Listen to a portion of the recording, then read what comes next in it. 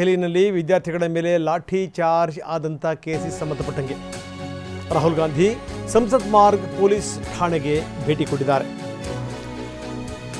Pellet ಗನ್ನಿಂದ ಗಾಯಗೊಂಡಿದ್ದಂಥ ಯುವಕನ ಜೊತೆಗೆ Rahul Gandhi entry ಕೊಟ್ಟಿದ್ದು.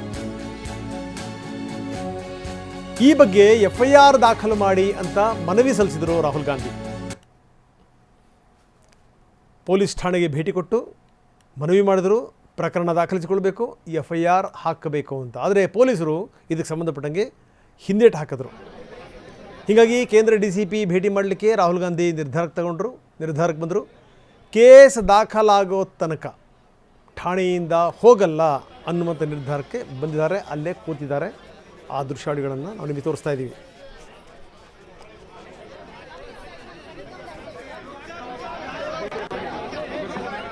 ಘಟನೆ ಆಗಿ ಹೋಗಿದೆ. ಘಟನೆ ಆಗಿ ಹೋದ ನಂತರವೂ ಕೂಡ ಅದನ್ನು ಹೇಗಾದರೂ ಮಾಡಿ ಜೀವಂತ ಇಡಬೇಕು ಅನ್ನುವಂಥ ಪ್ರಯತ್ನವನ್ನು ಕಾಂಗ್ರೆಸ್ ಮತ್ತು ರಾಹುಲ್ ಗಾಂಧಿ ನಿರಂತರವಾಗಿ ಮಾಡ್ತಾನೇ ಇದ್ದಾರೆ. ಅದರ ಮುಂದುವರೆದ ಭಾಗ ಇದು. ಈ ಪೊಲೀಸರು ಆ ಸಂದರ್ಭದಲ್ಲಿ ಏನು ಇವ್ರನ್ನ ತಡೆಗಟ್ಟಲಿಕ್ಕೆ ಪ್ರಯತ್ನ ಪಟ್ಟಿದ್ದರು. ಅದಕ್ಕೆ ಸಂಬಂಧಪಟ್ಟಂಗೆ ಗಾಯಗೊಂಡಂಥ ಯುವಕನನ್ನು ಜೊತೆ ಕರ್ಕೊಂಡೇ ಬಂದಂಥ ರಾಹುಲ್ ಗಾಂಧಿ ನೋಡಿ, ಇಲ್ಲಿಂದ ಶುರುವಾದಂಥ ಗಲಾಟೆ ಎಲ್ಲಿ ತನಕ ಹೋಯಿತು? ಜಾರ್ಖಂಡ್ ತನಕ ಹೋಯಿತು, ರಾಂಚಿ ತನಕ ಹೋಯಿತು.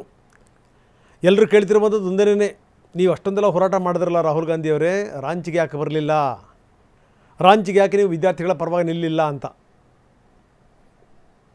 ಆದರೆ ರಾಹುಲ್ ಗಾಂಧಿ ದೆಹಲಿನಲ್ಲಿ ಆದಂಥ ಈ ಜಂತರ್ ಮಂತರ್ ಘಟನಾವಳಿಗಳಿದೆಯಲ್ಲ,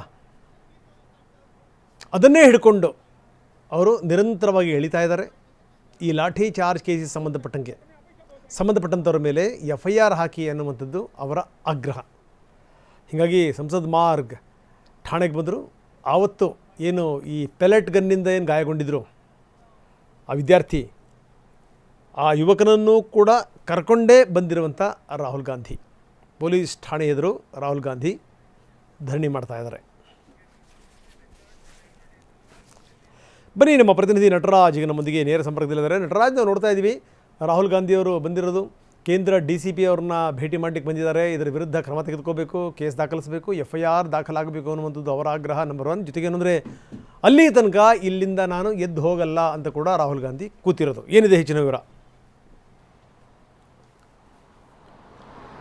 ಎಸ್ ರಂಗನಾಥ್, ಏನು ಜುಲೈ 20ರಂದು CJP ವಿದ್ಯಾರ್ಥಿಗಳು ಎಲ್ಲರೂ ಸೇರಿ ಒಂದು ಪಾರ್ಲಿಮೆಂಟ್ ಚಲೋ ಅನ್ನೋ ಒಂದು ಪ್ರತಿಭಟನೆಯನ್ನು ಹಮ್ಮಿಕೊಂಡಿದ್ರು. ಅಂತಹ ಸಂದರ್ಭದಲ್ಲಿ 50,000ಕ್ಕೂ ಹೆಚ್ಚು ವಿದ್ಯಾರ್ಥಿಗಳು ಆ ಪ್ರತಿಭಟನೆಯಲ್ಲಿ ಭಾಗಿಯಾಗಿರೋ ಪರಿಣಾಮದಿಂದಾಗಿ ಕಂಟ್ರೋಲ್ ಆಗದ ಪರಿಣಾಮ ಈ ರೀತಿಯಾದಂಥ ಒಂದು ಪೆಲೆಟ್ ಗನ್ನನ್ನು ಒಂದು ಬಳಕೆ ಮಾಡಲಾಗಿತ್ತು. ಆದರೆ ಪ್ರಮುಖವಾಗಿ ಹೇಳಬೇಕು ಅಂತಂದರೆ ಭಾರತದಲ್ಲಿ ಎಲ್ಲೂ ಕೂಡ ಪೆಲೆಟ್ ಗನ್ನನ್ನು ಬಳಕೆ ಮಾಡುವಂತಿಲ್ಲ.